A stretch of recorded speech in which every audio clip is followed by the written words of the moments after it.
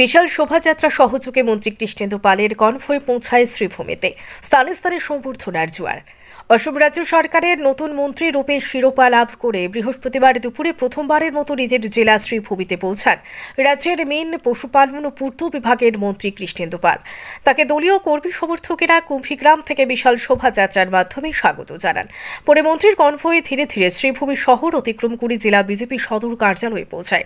এতে তাকে স্থানে স্থানে বিপুল সম্বর্ধনা জ্ঞাপন করেন দলীয় কর্মী সমর্থকেরা। সেখানকার অনুষ্ঠান শেষে মন্ত্রীর কনভয় রওনা দেবে পাথারকান্দির উদ্দেশ্যে। সম্বর্ধনার ফাঁকে মন্ত্রী কৃষ্ণেন্দু পাল নিজের বক্তব্যে জনগণের ভালোবাসা সহ রাজ্য সরকারের ভূয়সী প্রশংসা করেন। সফর সঙ্গী হিসেবে সঙ্গে রয়েছেন বিধায়ক বিজয় মালাকার সহ জেলা সভাপতি সুব্রত ভট্টাচার্য, বিজেপি নেত্রী শিপ্রা গুণ সহ অন্যান্যরা। এদিন বিকেলে মন্ত্রী আসবেন নিজের সমষ্টি পাথারকান্দিতে। এখানে তাকে ময়না বাপাস থেকে হুড খোলা জিপ গাড়িতে করে ডিজে বাজিয়ে বর্ণাঢ্য এক বাইক র্যালি সহযোগে পাথারকান্দি মোটলে নিয়ে আসা হবে। এতে সড়কের দুপাশে বিভিন্ন ভাষাগোষ্ঠীর নৃত্য পরিবেশন ছাড়াও ফুল ছিটিয়ে মন্ত্রীকে রাজকীয়ভাবে বরণ করা হবে। এই বিষয়ে ইতিমধ্যে শহরের দুপাশে বড় বড় হোর্ডিং, তরুণ ব্যানার এবং কাট আউট বসানো হয়েছে। পরবর্তীতে মন্ত্রীর সুসজ্জিত কনভয়ে লোয়ারপোয়া হয়ে রাগাপাটের উদ্দেশ্যে রওনা হবে।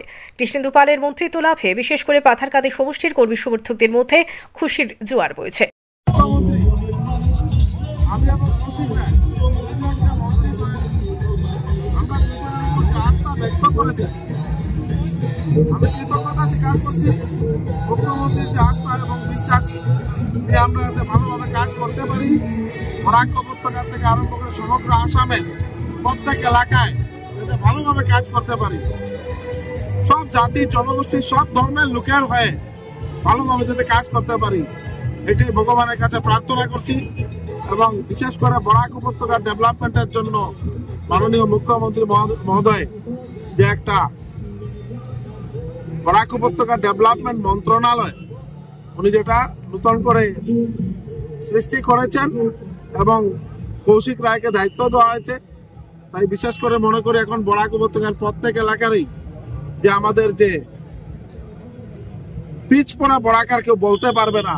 আর কোন মুখ্যমন্ত্রী যদি এই দায়িত্ব নিয়ে এই কাজ করে দেখিয়েছেন, উনি হলেন সর্বকালের শ্রেষ্ঠ মুখ্যমন্ত্রী ডক্টর হিমন্ত বিশ্ব শর্মা মহাশয়।